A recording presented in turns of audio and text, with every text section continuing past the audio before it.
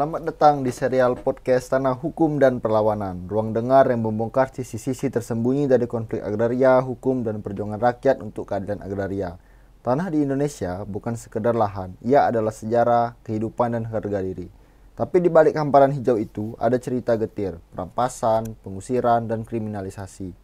Hari ini kita akan berbincang dengan seorang yang namanya tak asing lagi di garis depan perjuangan tanah di Mukomuko. Beliau adalah Lobian Angrianto, pejuang agraria yang menjabat sebagai Sekretaris Jenderal Perkumpulan Petani Pejuang Bumi Sejahtera atau biasa disebut P3BS, yang berdiri bersama masyarakat mempertahankan tanah mereka dari korporasi besar di Balindeman Mukomuko. Perjuangan itu tidak tanpa harga. Bang Lobian ini pernah mengalami kriminalisasi bersama 40 orang anggotanya di tahun 2022, ditangkap, ditahan selama 12 hari, dan karena keberaniannya tersebut melawan ketidakadilan. Tapi justru dari ruang-ruang inilah kita melihat wajah nyata daripada perlawanan itu sendiri. Saya Bdikat Anuntiko akan menemani Anda mendengar langsung pengalaman lapangan dari seorang yang tidak hanya menyaksikan konflik agraria, tapi beliau juga hidup di dalamnya, dari negosiasi yang tegang, intimidasi, hingga sececah harapan di tengah ketidakpastian. Selamat sore Bang Lobian Angrianto. Selamat datang di podcast Rumah Akar. Ya, selamat sore Dikar. Oke. Mungkin kita langsung ke pertanyaan pertama ini Bang. Kalau sebelum masuk ke pertanyaan yang cukup serius, kalau kita lihat cerita-cerita Abang di lapangan, bisa nggak Bang ceritakan sedikit latar belakang Abang dan bagaimana awalnya terjun mendampingi konflik agraria ini? Ya, memang saya ikut aktif dalam konflik agraria yang terjadi di Malindeman. Yep. Di Mukomuko itu berawal dari tahun 2020. Tepatnya di Januari di tahun 2020 saya menetap dan menjadi masyarakat Malindeman. Yep. Ya, 2020. Nah, memang itu awal mula saya ikut aktif lah dalam pendampingan di situ. Yang awalnya belum langsung ikut terjun melakukan pendampingan dan ikut serta kan, tapi memang mengamati dulu, melihat apa yang terjadi. Yep. Oke. Kalau untuk boleh nggak Bang ceritakan pertama kali Abang di lapangan dan pengalaman yang membuat Abang sangat-sangat berkesan? Nah, untuk pertama kali di Malindeman, yang pertama saya melihat bahwasanya di Malindeman itu sudah sangat jauh ya, persoalan yang terjadi di Malindeman sudah sangat mengakar sekali. Bahkan konflik di Malindeman itu bukan hanya di tingkat permukaan saja yang muncul, tapi sampai ke ruang-ruang yang paling kecil, itu di tengah-tengah masyarakat sendiri sudah terkotak-kotak menjadi beberapa kelompok masyarakat. Ada yang pro dengan perusahaan, ada yang kontra. Nah, di kondisi ini yang kemudian membuat kita yakin bahwasanya persoalan ini memang harus diselesaikan. Setidaknya harus diekspos keluar agar persoalan ini bukan hanya menjadi persoalan masyarakat Malindeman saja, tapi persoalan ini harus diketahui oleh orang banyak, yang kemudian ini dapat menjadi salah satu jalan untuk proses penyelesaian konflik bisa diselesaikan dengan sebaik-baiknya kan. Ya, betul. Kalau bicara soal konflik agraria nih Bang, seringkali kan yang timbul di permukaan itu, yang ada di berita itu ada aksi, kemudian polisi, kemudian ada perusahaan. Dari pengalaman Abang sendiri, apa sebenarnya dinamika yang sering terjadi di lapangan? Iya, memang benar media dan lain-lain kan. Yang paling hari ini yang paling sering kita lihat adalah yang sering muncul di permukaan itu kan adalah soal misalkan adanya aparat, terus adanya aksi demo, terus alat berat masuk ke tengah kebun masyarakat. Nah, itu kan hanya permukaan saja. Yang seperti yang kita ketahui, konflik agraria ini kan adalah salah satu persoalan yang sangat panjang, rumit, dan sangat kusut kan yang kita lihat. Nah, kemudian memang ketika terjadi konflik agraria itu terjadi satu kesenjangan akses lah, baik itu terhadap informasi, baik itu terhadap kebijakan yang tidak berpihak kan. Ini terjadi ketimpangan yang sangat jauh sekali. Misalkan di Malindeman itu yang terjadi adalah begini, tiba-tiba kebun masyarakat itu masuk dalam konsensi HGU perusahaan tanpa diketahui oleh masyarakat, yang kemudian ini menjadi salah satu persoalan yang berujung kepada konflik tadi. Yap. Yang kemudian memang harusnya misal di depan ketika kita ingin ada satu HGU atau apapun lah di desa, harusnya masyarakat dilibatkan. Agar apa? Agar tidak terjadi konflik tadi. Nah, ketika kita berbicara soal konflik agraria, ketika kehilangan tanah itu bukan hanya kita kehilangan hak saja, tapi kita juga kehilangan identitas, terus jejak sejarah yang hilang, dan bahkan kita bisa sampai kehilangan jati diri dan kehilangan identitas tadi yang paling ini kan. Nah, kemudian memang konflik agraria ini terkadang bukan hanya terjadi di antara masyarakat dan perusahaan saja, betul. Tapi juga terjadi konflik antara sama-sama masyarakat itu tadi. Konflik internal itu tadi. Konflik internal terkait dengan ada yang pro, ada yang kontra. Mungkin yang pro dijanjikan pekerjaan, dijanjikan uang ganti rugi dan lain-lain. Sedangkan yang pro, yang kontra dengan perusahaan ini, mereka merasa ditipu, merasa dirugikan, tidak ada keamanan. Nah, padahal mereka hanya ingin dilibatkan dalam setiap proses. Agar apa? Agar hak-hak mereka tidak hilang. Dan mereka juga tahu apa yang harus dilakukan kan ketika berhadapan dengan perusahaan ini tadi. Nah, ini yang kemudian menjadi persoalan kita hari ini, ketimpangan kuasa yang tidak sebanding kan, dan informasi yang sangat sulit didapatkan dan diakses itu. Nah, ini yang menjadi awal mula dari munculnya konflik agraria dimanapun menurutku, bukan hanya di Malindeman saja. Oh, berarti itu ya Bang, dinamika itu bukan cuma yang terlihat di media, tapi ada lagi konflik internal itu tadi, kemudian sejarah panjang daripada konflik agraria itu tadi. Nah, kalau kita bicara soal konflik agraria, ada atau tidak Bang pola-pola umum yang yang sering kali terjadi atau muncul di setiap konflik itu, baik dari sisi masyarakat, kemudian pola umum yang dari sisi pemerintah maupun dari perusahaan? Nah, biasanya kalau pola yang terjadi mungkin menurutku sama ya di setiap wilayah, baik itu di Jawa, Sumatera, mungkin di Kalimantan, Sulawesi, hampir sama mungkin kan menurutku. Nah, tapi kalau yang kita lihat hari ini terjadi di Malindeman itu adalah begini. Masyarakat itu yang pertama dihadapkan dengan persoalan yang tadi yang terkotak-kotak itu. Nah, terkotak-kotaknya masyarakat ini yang kemudian dimanfaatkan oleh siapa? Yang dalam hal ini dimanfaatkan oleh perusahaan tadi untuk bagaimana terus menjaga perpecahan yang ada. Nah, yang kemudian memang ini menjadi titik lemah kita. Nah, titik lemah ini yang kemudian perlahan sebetulnya harus sama-sama kita kuatkan. Karena apa? Perjuangan menyelesaikan konflik agraria ini bukan persoalan yang bisa kita selesaikan dalam waktu yang singkat, sehari, 2 hari itu tadi. Nah, kemudian kalau dari sudut pandang pemerintah, dinamika yang kita lihat adalah begini. Hari ini, pemerintah daerah dan pusat itu terkesan saling lempar wewenang dan tanggung jawab. Kalau kita berdiskusi dengan pemerintah kabupaten misalkan, mereka hampir di setiap sesi itu, ini bukan wewenang mereka. Nah, ketika kita berhadapan dengan pemerintah pusat juga berbicara soal ini hanya sekedar persoalan teknis di bawah yang harusnya bisa diselesaikan, mereka bilang. Nah, tapi ini yang menjadi persoalan, lempar tanggung jawab dan lain-lain. Nah, ini yang paling sering muncul. Nah, setelah itu juga perusahaan hari ini kita lihat memang mereka sudah berpegang teguh misalkan dengan kami sudah dapat izin, kami sudah punya legal dari negara. Yang dalam hal ini misalkan kementerian terkait, pihak-pihak terkait. Nah, mereka bersembunyi di situ, berpegang ke situ. Nah, sementara masyarakat tadi tidak mendapatkan akses yang sama seperti yang didapatkan oleh perusahaan. Nah, ini yang disebut dengan ketimpangan tadi. Nah, kemudian juga perusahaan beranggapan mereka sudah mengeluarkan CSR. Mereka sudah memberikan bantuan A, bantuan B. Nah, sedangkan masyarakat itu tidak sepenuhnya butuh itu, tapi mereka hanya butuh pengakuan akan hak mereka tadi kan, yang ketika kalau ini berbicara konflik yang masuk di konsensi mereka atau masuk dalam HGU mereka, yang itu hak mereka. Nah, mereka ingin dikeluarkan agar apa? Agar nanti terciptanya nyaman beraktivitas di ladang. Nah, ini yang kemudian ini yang harus sebetulnya kita pikirkan. Nah, kemudian memang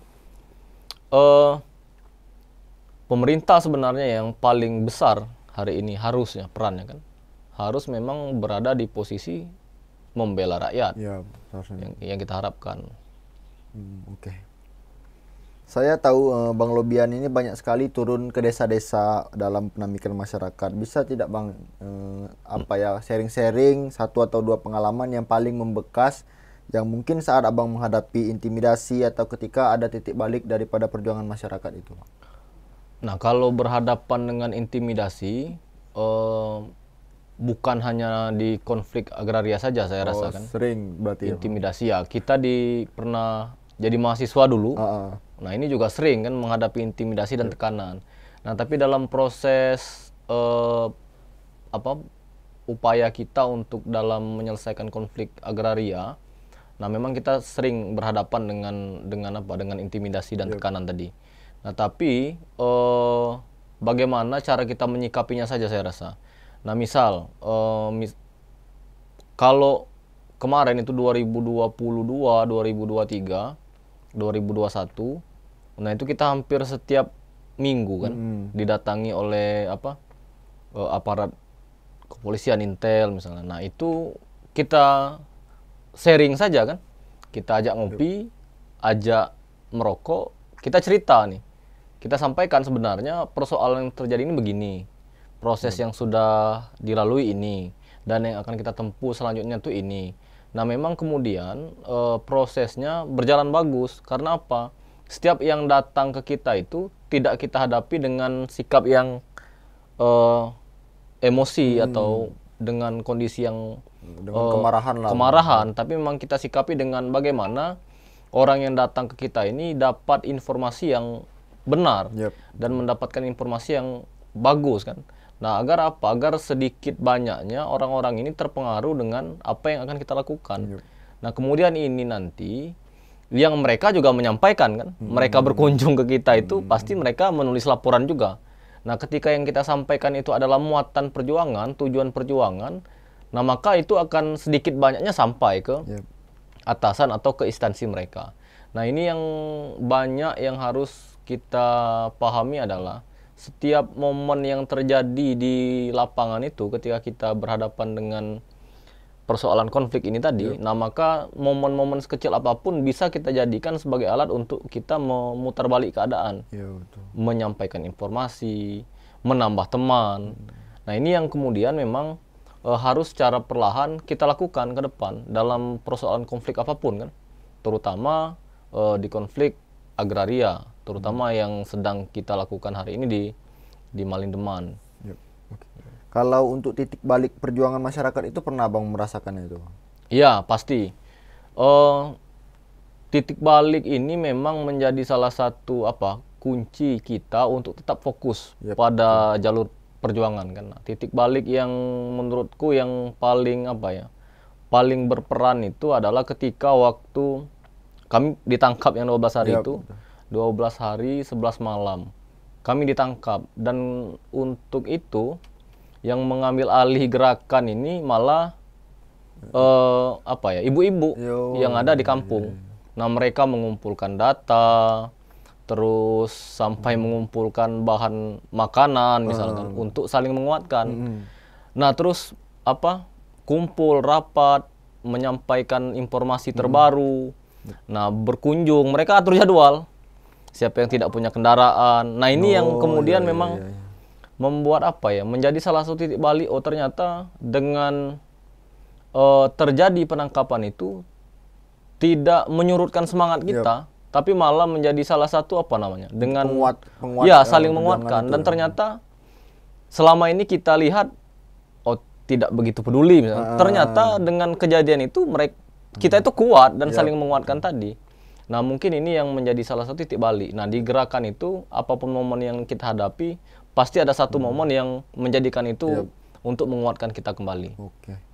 Nah, kalau untuk tantangan yang kalau kita bicara pengalaman Abang tadi kan ada banyak sekali itu tantangan ya Bang. Kalau tantangan terberat yang pernah Abang rasakan itu seperti apa? Apakah intimidasi tadi? Apa justru tantangan ini berasal dari internal itu sendiri?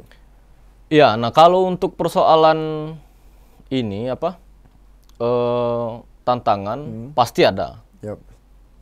Tidak ada perjuangan yang tidak ada tidak ada halangan kan dan rintangan. Nah, yang paling berat itu adalah di persoalan internal. Nah, karena apa? Seperti yang saya sampaikan tadi, di tengah-tengah masyarakat kita itu sudah terkotak-kotak, terbagi-bagi menjadi beberapa ini kan, beberapa kubu. Ada yang punya basis kepentingan, ada orang-orang. Terus ada yang memang pro dengan perusahaan, ada juga yang mungkin sudah diiming-iming, ini dijanjikan segala macam. Dan memang ada lagi yang misalkan memang kontra betul. Nah, dari masing-masing ini bagaimana kita menyatukan pandangan, persepsi, arah juang gerakan ke depan ini mau dibawa kemana. Nah, ini yang paling sulit. Karena apa? Kalau kita sudah kuat di internal, maka intervensi, tekanan dari pihak eksternal luar itu akan sangat mudah kita lalui. Nah, memang pada dasarnya adalah persoalan internal ini yang menjadi tantangan paling berat. Karena apa? Internal ini ketika tidak kuat, maka akan menjadi peluang bagi pihak perusahaan untuk melemahkan kita. Nah, perlahan-lahan internal kita ini, kelompok ini memang harus ditampal dan dikuatkan terus setiap sisi mana yang menjadi titik lemah kita. Misal untuk basis data yang kurang kuat misalkan. Nah, karena apa? Ini bisa menjadi celah juga untuk apa? Menimbulkan perpecahan, tidak saling percaya dan lain-lain itu kan. Nah, ini yang mungkin yang menjadi persoalan paling berat ketika kita melakukan advokasi itu di internal kelompok. Justru yang paling berat itu bukan ancaman dari luar. Bukan ancaman dari luar. Dari internal kelompok itu. Dari internal kelompok yang paling berat kan. Betul. Oke, kalau untuk dalam proses pendampingan itu bagaimana sih Bang? Tadi kan dari konflik internal yang sudah beberapa kubu-kubu itu di dalam kelompok itu. Tapi bagaimana sih Bang dalam proses pendampingan itu kita menjaga semangat masyarakat itu Bang? Seperti apa cara-cara? Nah, dalam upaya menjaga semangat itu pasti kita ada satu mekanisme yang kita jalankan. Yang pertama adalah bagaimana kita menjaga ritme perjuangan tetap pada fokus. Tetap pada fokus ya adalah dalam artian memenangkan ini kan, memenangkan pertarungan ini. Yang dalam hal itu secara garis umum bagaimana kita bisa dapat hak-hak itu tadi kembali. Nah, agar itu bisa berjalan, tentu kita harus kalau istilah kita itu harus sama-sama. Harus bersama kan. Kalau sendiri tidak akan jauh perjalanan ini. Karena sampai hari ini pun kita belum menemukan titik bahwasanya kita akan sampai pada tujuan. Nah, tapi bagaimana ini tetap bisa terjaga dan memang kita bagi tugas masing-masing. Misalkan si A mengerjakan apa, si B mengerjakan apa, dan yang lain juga mengerjakan apa. Nah, ini yang kemudian yang seharusnya bisa kita lakukan, nah maka kita lakukan. Yang tidak bisa kita tinggalkan dulu. Nah, yang mana yang paling memungkinkan dari setiap strategi yang akan kita jalankan kan. Nah, inilah yang akan menjaga kita terus pada semangat perjuangan itu. Oke, kalau kita berbicara soal strategi pendampingan dan peran aktor ini tadi Bang, dalam situasi di lapangan itu bagaimana sih Bang strategi yang biasanya Abang gunakan atau teman-teman gunakan itu digunakan dalam proses pendampingan yang pastinya untuk meminimalkan resiko bagi masyarakat itu? Nah, yang kita atau kami lakukan di lapangan itu adalah ada beberapa hal kan yang memang sebenarnya ini adalah menjadi kunci dasar ya. Dasar untuk bagaimana melakukan penguatan tadi. Nah, yang pertama di awal-awal kita lakukan penguatan pengetahuan. Itu ada banyak penguatan pengetahuan akan hukum misalnya kan. Terus penguatan terhadap upaya pengurangan resiko. Ini resiko harus kita ukur kan. Kalau misalnya kita bentrok, resiko tertingginya apa misalnya. Nah, itu yang harus kita ukur. Jadi penguatan kapasitas terhadap pengetahuan hukum yang memang harus jelas dan clear di tengah-tengah kelompok yang sedang berkonflik. Karena memang inilah yang paling mudah dipakai oleh perusahaan untuk menghentikan gerakan kita. Misalkan dengan kriminalisasi lah yang paling sering kita dengar. Intimidasi itu tadi. Intimidasi dengan pasal pidana misalnya. Ketika kita berjuang, bergerak, tiba-tiba kenakan pasal pidana apapun itu misalnya kan. Nah maka itu akan menyulitkan kita. Nah jadi memang peningkatan kapasitas pengetahuan akan hukum itu menjadi penting. Nah yang kedua adalah membangun gerakan itu gerakan bersama.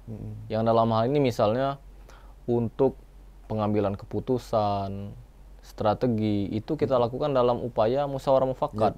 Jadi setiap langkah gerakan yang kita lakukan itu adalah hasil musyawarah. Tidak ada langkah kegiatan misalkan itu yang diambil sepihak misalnya. Karena akan menimbulkan yang pertama tidak terbuka. Nah, ketika tidak terbuka itu muncul di tengah-tengah kelompok kita maka akan sulit kan menyatukan itu lagi. Nah, selanjutnya kita juga harus tahu batas sebetulnya gerakan ini, batas-batasnya di mana-mana saja. Nah ini yang harus kita ketahui, karena memang untuk melakukan gerakan kita harus tahu kan batasan kita itu di mana. Nah ini yang paling penting. Nah terus berjejaring. Nah jejaring ini atau teman berjuang ini penting, karena memang inilah yang menjadi tulang punggung kita juga untuk bisa bertahan dalam berjuang di waktu yang panjang tadi. Jejaring ini bisa kita bangun ke teman-teman NGO, media misalnya, dan lain-lain kan, akademisi dan lain-lain. Nah kemudian memang bagaimana kita menyiapkan gerakan ini untuk bisa tanpa kita misalnya, dia akan tetap jalan. Nah artinya memang ini yang harus dilakukan. Beberapa hal dasar ini yang harus kita penuhi terlebih dahulu agar perjuangan ini bisa tetap lanjut begitu. Tetap aman dan tetap resiko aman. itu minimal lah resikonya. Jadi resiko itu tetap ada tapi dengan dengan strategi yang sudah sematang itu. Jadi resiko itu akan mengecil dengan sendirinya. Betul. Oke, kalau kita bicara soal jejaring ya Bang, itu kan seberapa penting sih Bang jaringan dari NGO, kemudian jaringan dari akademisi, kemudian media tadi, dan maupun lembaga negara dalam mendukung masyarakat yang berkonflik ini Bang. Nah ini memang menjadi menjadi salah satu alat bagi kita ketika melakukan gerakan bersama, khususnya di konflik kan, di Malindeman. Nah memang jejaring ini menjadi penting. Contoh misal teman-teman NGO. Nah teman-teman NGO ini kan bisa menjadi salah satu juga tulang punggung kita dalam berjuang.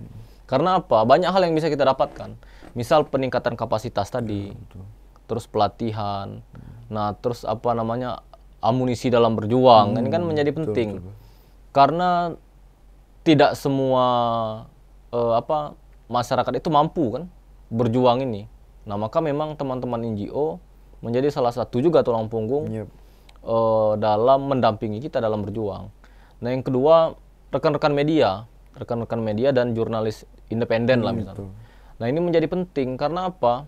Hari ini media menjadi alat untuk membangun opini publik. Nah ketika opini ini memberatkan kita, nah maka sudah hancur kita kan, akan dicap buruk lah. Nah seperti yang kami alami di 2022, di hari pertama dan hari ketiga itu kita dicap sebagai 40 tani sebagai pencuri kan, dikenakanlah pasal pidana tadi, pencurian. Nah ketika kita tidak punya teman-teman media, nah maka opini ini akan secara massal dikonsumsi oleh masyarakat umum. Nah tapi ketika kita punya jaringan media yang progresif dan teman-teman jurnalis yang independen tadi, maka opini itu bisa kita bisa kita counter kan, bisa kita lawan juga bahwasanya kita ini sedang di keadaan berkonflik ya kan, dalam proses penyelesaian masalah, dalam proses mencari jalan keluar. Ya kan, yang kita lakukan juga adalah bentuk upaya perlawanan misalkan. Nah itu yang kemudian disampaikan ke ke dunia yang lebih luas melalui alat media tadi. Nah yang kemudian isu ini mana yang lebih diterima kan pada akhirnya. Nah itu mengapa kita perlu berjejaring dengan teman-teman media. Nah kemudian tadi dengan teman-teman akademisi misalnya. Nah dalam perspektif pemerintah misalkan, ketika kita yang berargumen ini sebagai rakyat jelata ini, mereka pasti melihat, oh ini siapa ini? Tidak jadi pertimbangan itu Tidak tadi, begitu menjadi pertimbangan yang berarti mungkin. Nah, tapi ketika memang orang yang mempunyai spesifikasi khusus lah kan, bicara soal agraria misalnya, bicara soal penyelesaian konflik misalnya, dari teman-teman akademisi, nah ini menjadi salah satu bahan mereka juga untuk mencerna dan berpikir bahwasanya, oh ini tidak salah untuk diperjuangkan. Nah, untuk salah satu juga mempengaruhi pikiran pemerintah melalui kerja-kerja akademisi. Nah, ini menjadi penting. Nah, kemudian memang negara kita juga sudah menyediakan sebenarnya lembaga-lembaga progresif seperti Ombudsman, terus Komnas HAM. Kan. Nah, yang kemudian memang ini bisa kita jadikan teman untuk berjuang. Ya, betul. Nah, tinggal lagi bagaimana kita untuk bisa masuk ke ranah itu kan, melakukan pendekatan dan kepada mereka kita jadikan sebagai teman. Nah, ini yang kemudian memang penting untuk kita jadikan teman berjuang kan. Betul. Nah, jaringan menjadi penting. Oh, oke. Berarti sepenting itu jaringan itu tadi ya, Bang. Kalau kita lihat pengalaman Abang lah di lapangan itu, ada tidak Bang momen ketika strategi lapangan itu sangat mempengaruhi jalannya konflik itu, jalannya permasalahan pemecah konflik itu tadi? Iya, sangat mempengaruhi ya menurutku. Jadi salah satu contoh yang tadi juga sudah saya sampaikan, misalkan dengan di hari 1 sampai 3 kami ditahan misalnya kan, isu yang beredar itu pencurian itu tadi itu tetap isu pencurian yang beredar. Nah, tapi ketika di hari keempat dan seterusnya itu isu yang beredar di masyarakat kan sudah beda. Sudah ada counter dari media 40 petani Malindeman dikriminalisasi. Nah, itu kan kemudian menjadi viral di media sosial, yang kemudian memang yang kemudian berdampak pada misalnya bersuratnya Komnas HAM, bersuratnya Kompolnas kepada Polda Bengkulu misalnya kan. Nah, ini yang menjadi juga manfaat. Jadi secara tidak langsung memang jejaring ini saling menguatkan kan. Walaupun mereka mungkin tidak rapat dalam satu ruangan, tapi ketika yang ini bergerak, media bergerak, jaringan teman-teman NGO membaca ini, tahu ada persoalan, mereka saling menguatkan, komunikasi dan lain-lain misalkan. Nah, terus di jaringan lembaga pemerintah yang progresif juga melihat ini sebagai persoalan dari media-media yang sahabat-sahabat kita tadi misalnya. Nah, kemudian mereka juga melakukan respon terhadap ini yang viral ini tadi, isu yang berkembang. Nah, kemudian memang ini menjadi salah satu titik balik, merubah arah yang tadi kita tuh berat sedikit ringan. Nah, ini yang menjadi penting karena memang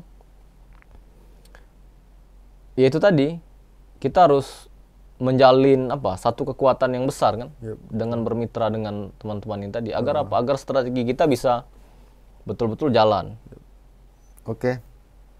Dari sekian banyak pengalaman yang di lapangan ini, Bang, apa pelajaran yang paling berharga yang yang Abang dapat ambil yang paling berharga lah? Pengalaman banyak ya. Yang berharga juga banyak. Nah, tapi ada beberapa hal memang yang aku memang menjadi titik balik juga ya dalam perjuangan ini. Yang pertama, aku menemukan sahabat atau teman berjuang itu yang memang betul-betul siap kita di dalam kondisi apapun. Nah, ini yang membuat aku sampai hari ini tetap berjuang kan, karena memang melihat sahabat-sahabat berjuang ini sudah sangat percaya, kuat, terus sudah saling sangat menguatkan. Nah, ini yang kemudian memang ini tidak boleh berhenti. Ini harus sampai titik di mana perjuangan ini ini sudah tidak bisa lagi, sudah tidak ada jalannya lagi. Nah, jadi sampai selagi ada jalan yang bisa kita tempuh, nah maka perjuangan itu akan tetap berlanjut. Oh iya, betul. Oke. Kalau ini kan Abang kan sudah terbilang cukup lama dalam proses pendampingan. Pastinya akan ada generasi-generasi baru yang bisa dibilang menggantikan posisi-posisi yang saat ini memperjuangkan hak-hak masyarakat yang bisa dibilang tertindas ini tadi kan, Bang. Mungkin apa sih Bang sedikit pesan-pesan dari generasi muda termasuk saya ini Bang, atau aktivis-aktivis baru yang ingin menggeluti isu konflik agraria ini?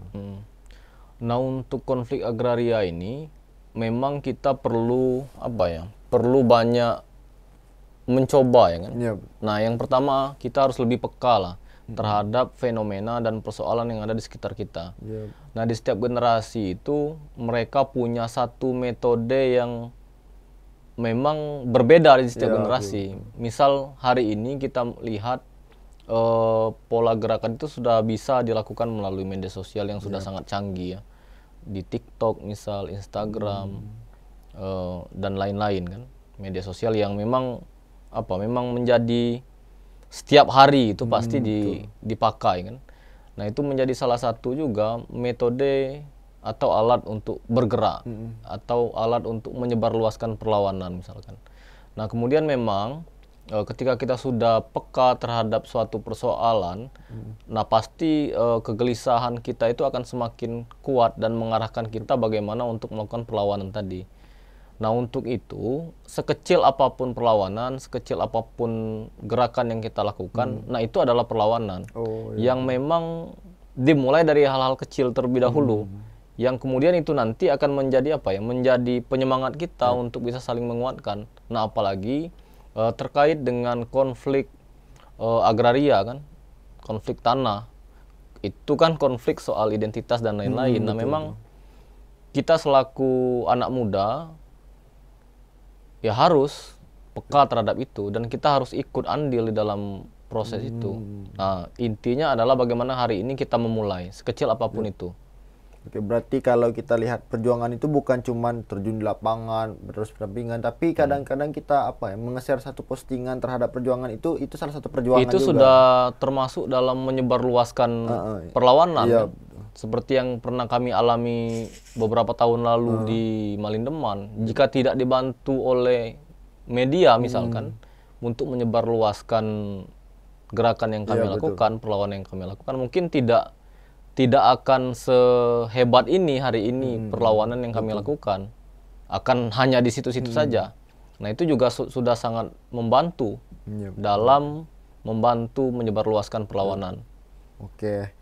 Mungkin itulah pertanyaan-pertanyaan atau diskusi kita pada episode kali ini. Terima kasih Bang Lobian sudah datang di podcast Rumah Akar. Dari cerita Bang Lobian ini kita itu melihat bahwasannya konflik agraria itu bukanlah sekedar sengketa dari administrasi tanah. Ia adalah pertempuran mempertahankan martabat, juga mempertahankan ruang hidup dan warisan leluhur dari generasi ke generasi. Dan di lapangan perjuangan itu dibayar dengan keringat, kemudian air mata, kemudian bahkan kebebasan. Ancaman kriminalisasi dan tekanan bukanlah cerita jauh. Hal tersebut realitas dan benar-benar terjadi yang dihadapi oleh para petani di Muko-Muko dan pastinya juga dihadapi di banyak petani-petani pejuang yang ada di Indonesia. Tapi di balik itu semua, harapan tetap menyala. Keberanian dan keteguhan seperti yang ditunjukkan oleh Bang Lobian Anggrianto dan kawan-kawan yang di P3BS yang di Malindeman Muko-Muko mengingatkan kita bahwa perjuangan itu bukan hanya milik mereka, tapi milik kita semua. Setiap dukungan, sekecil apapun adalah bagian dari rantai panjang menuju keadilan agraria. Saya Bdikar Anumtiko dan terima kasih kepada Bang Lobian yang sudah sama-sama, berbagi kisah yang sangat luar biasa ini, dan pastinya cerita ini akan menjadi pengingat dan pemicu gerakan kita bersama. Mungkin itu saja diskusi kita pada episode kali ini. Sampai jumpa di episode selanjutnya. Saya Dikar Anumtiko pamit undur diri.